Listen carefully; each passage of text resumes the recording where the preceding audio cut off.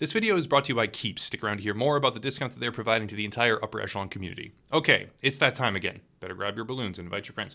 Just kidding. But yes, it's that time again where I proclaim to everyone far and wide that Path of Exile is an amazing game that just can't stop winning, day in and day out. And everyone with even a fleeting speculative interest in isometric ARPG titles needs to download it and play.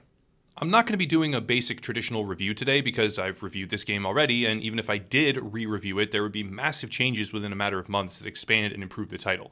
No, today isn't a review. It's just a giant proclamation that you need to play, backed up with reasons why you should, as well as beginner tips on what to do when you begin, because choice paralysis is a real thing for this title. Right off the bat, it's free. I don't know who needed to hear that, but it is. The microtransactions are almost exclusively cosmetic, and they look bomb as hell, but they are way too expensive. That's like one of the only complaints that I have. Even so, they're pretty cool and a nice way to support if you want to, but all, yes, all of the core content is free to play, and the only gameplay impacting microtransactions at all are stash tabs, which are super helpful, yes, and if you end up getting really into the game and playing for thousands and thousands of hours, you might want some, for sure, but they go on sale basically every single week, I think, at some point, so don't buy them at full price, just wait a little bit and get them when they are nice and cheap and on sale. With that out of the way, let's get to the game itself. This title just can't stop winning. The key is cyclical update patterns that hinge on large and small content patches on a 3-month rotation. Every 3 months, a new league or a new mechanic of some sort is introduced. Leagues are temporary worlds that contain this new mechanic and will expire after a period of a few months in favor of the next big update.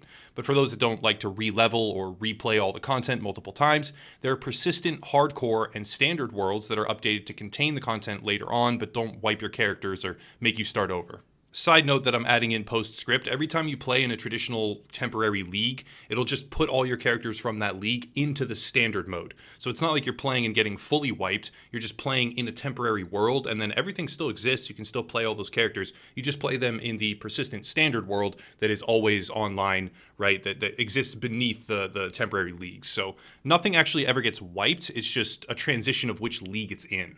The value of this cannot be overstated. There is a phenomenon in gaming where level playing fields and fresh starts are often considered the golden age of any title. Not everyone thinks this way, obviously, but it's hard to downplay the significance of that fresh MMO where everyone is just starting to grind, or that new title launch where you are on the same racetrack as everyone else. That's not to say that joining a game like Destiny or World of Warcraft years after release is a bad thing. It's just not the same for a lot of players. League systems overcome this problem by creating a rotating 3-month cycle that does not demand a player stay invested and doesn't even demand that they return every single cycle, but opens the door like a revolving entrance back into that digital world, which lets players come back and go as they please, repeatedly engaging in the appealing fresh start perspective, or building upon their persistent characters with the new content at various intervals when it gets added to the main game. Before going further, it's time for today's video sponsor, but I'm going to go for a bit of a different route today. Normally I go for something funny or comedic as best I can. The idea is to have it get a chuckle from viewers at least, or maybe a laugh, and have them be less likely to skip the integration, but today I want to try something a bit different. YouTube is not an easy place to find income stability, and sponsors like Keeps are the main thing to make that possible for me right now. That being said, if this product has any appeal to you whatsoever, please consider using the link down below for not only a huge discount, but a way to heavily support the channel in the process. Keeps prevents hair loss, which unfortunately 2 out of 3 men experience before the age of 35. The people watching my content are 95% men, ages 18 to 36. Anyone above or below that age range or who doesn't fall under that category, you are amazing. I absolutely love you. Thanks for being here. But companies like Keeps market to a specific demographic, and that demographic is heavily represented in this channel's audience. Keeps can be delivered right to your home. You can sign up and start receiving your shipments with no doctor's visit necessary, while also holding more 5-star reviews than any of its competitors. And if you use the link down below, keeps.com/UEG, you can get 50% off your first purchase. Some men even experience hair growth while on Keeps, not just hair loss prevention. If you or anyone you know is interested, use the link down below, keeps.com/UEG, for 50% off your first order and a way to support the channel. Big thank you to them for sponsoring the channel. With that out of the way, it's time to talk about success and how success itself fuels more success. Path of Exile has just recently hit an all-time high player count on Steam charts. That's not the only way to play the game, not the only place to download, and PC isn't even the only platform for it. Consoles get the updates slightly after PC for optimization reasons, I believe, but that's somewhat understandable. I would expect that what is reflected on Steam charts would also be true elsewhere, which means Path of Exile has been evolving on this upward trajectory of cyclical updates for years. This is not a game with any sort of uncertain future. This is not a game that will be abandoned anytime soon, if ever, and this is not a game that will lose favor as it stagnates into an imbalanced meta, like some other titles I've played, and it's really unfortunate when it happens.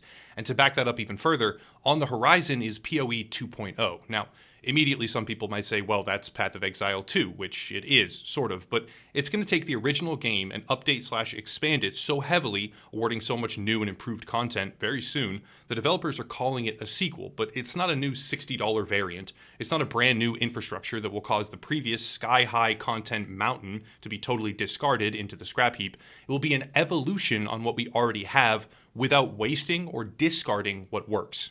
Think of Destiny 2. That's not to say it's a bad game. It's definitely got a lot of content, and they've been doing really good on it, especially since the split from Activision Blizzard. But just as an example, think of Destiny 2. Destiny 1 had problems, yes, but overcame much of those issues through dedicated patches and updates during a multi-year span. When the sequel was announced, many expected this to mean that what was there would mostly remain, and the sequel would be a step forward in terms of content scope, not backwards. This turned out to be false, because almost everything was scrapped, and that painful journey of launch and subsequent expansion or rebuilding began again. That sort of ideal scenario for Destiny, the scenario everyone hoped for and kind of expected, is the standard modus operandi for grinding gear games, the developers behind Path of Exile. They utilize consistent infrastructure, procedural generation, asset modification, and more to progressively expand and build outwards, never backwards. And this method has led to a game with more content than most other titles in the entire world. Certain MMOs are in a league of their own, yes, but you get the gist of it.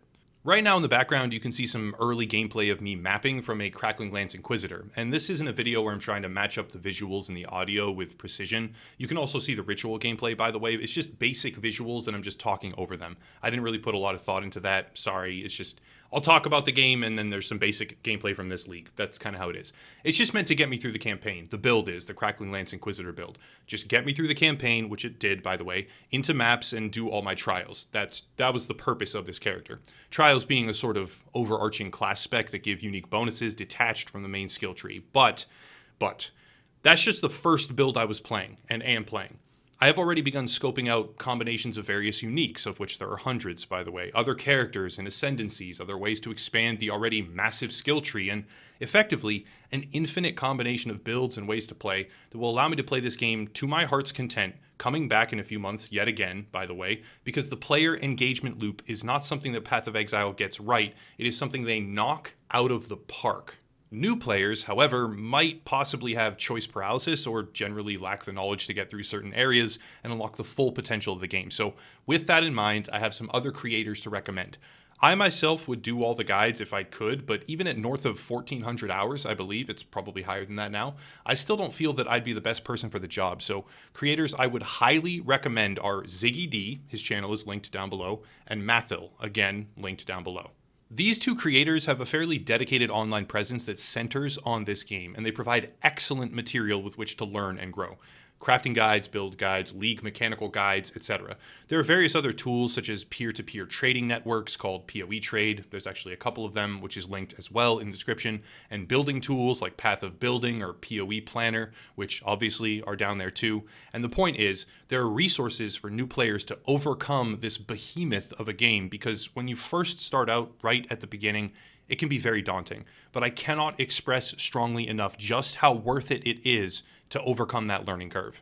This is a game that is designed to be played forever. It's not necessarily meant to be a continuous day in, day out adventure 24/7 for months on end, but the cycle of updates and the fact that out of all the existing loot-based games in the entire industry, they seem to have come the closest of any to that perfect balance of rewards and gratification versus time, though there is always improvement to be made in that category for any game at any time. They have created a world that persists without you, welcomes you back, transforms and evolves with reliability and consistency, and gives free range of motion to customize and become very unique.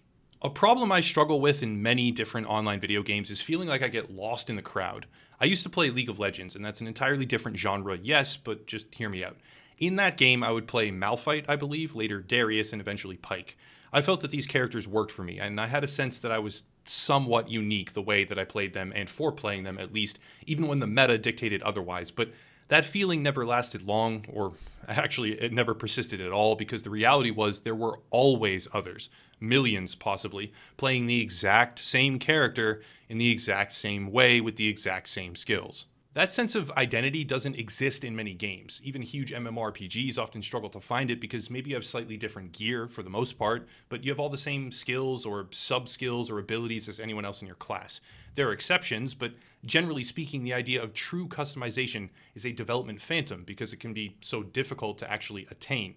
Path of Exile has gotten closer than any other game in that arena, and the flexibility, true flexibility, has let me step into the world and make builds time and time again that maybe weren't strong enough even to complete all the incredibly hard bosses, the uber versions of certain mechanics, or the highest tiered maps, but they were me. They were an extension of my ideas, and if there were other people, doubtful, but if there were other people using the exact same combination of gear, gems, passive nodes, and uniques, and so many other things, they were few and far between.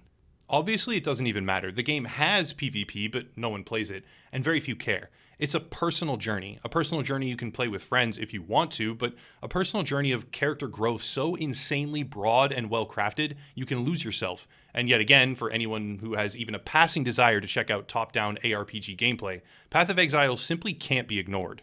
Every single aspect feeds back into a truly unique ecosystem. Even the currency isn't traditional gold, it's orbs. These orbs all have unique purposes and get traded in the player economy as a medium of exchange, yes, but can also be used to manufacture and craft powerful gear itself. Some orbs take away properties, some add them, some warp them or enhance them or corrupt them into unknown patterns. As much as any game can, Path of Exile actually innovates on standard RPG concepts. And it's got flaws, to be sure, but they are so blown away by the positive aspects, when you even find one, a flaw that is, you very quickly forget or outright choose not to care. In the end, it's a game that appears to have an unlimited future, an open gate of free-flowing content, a free-to-play framework, true innovation, all-time spiraling highs in its player count, and the list goes on and on. This is a game everyone should try, even if they don't end up falling in love with it, because it is very likely a disservice to oneself not to. At the very least, give it a chance. I spend so much time criticizing the industry, I thought this would be a good change of pace, because despite what it may seem like on the outside, what I project outwardly, I do love gaming. I have games that I fall in love with, and I spend my leisure time playing certain titles purely for the joy of it, not just to make content. Although, to be fair, yes, this one leads to content sometimes because it's just that good. But yeah, that's it. Links are down below. All the stuff for Path of Exile, as well as a bunch of other ways to support, especially Locals and Odyssey, which are just alternatives to Patreon and YouTube respectively. If I ever get banned on here, I'll move to Odyssey. That's just where I'll go. And if you want to financially support the channel, check out Locals. Also another YouTuber to check out and throw him a subscription, whatever you want to do. Social media links, affiliate stuff, and keeps, whatever. I'll cut it there and stop rambling. As always, thank you all for watching, and have a nice night.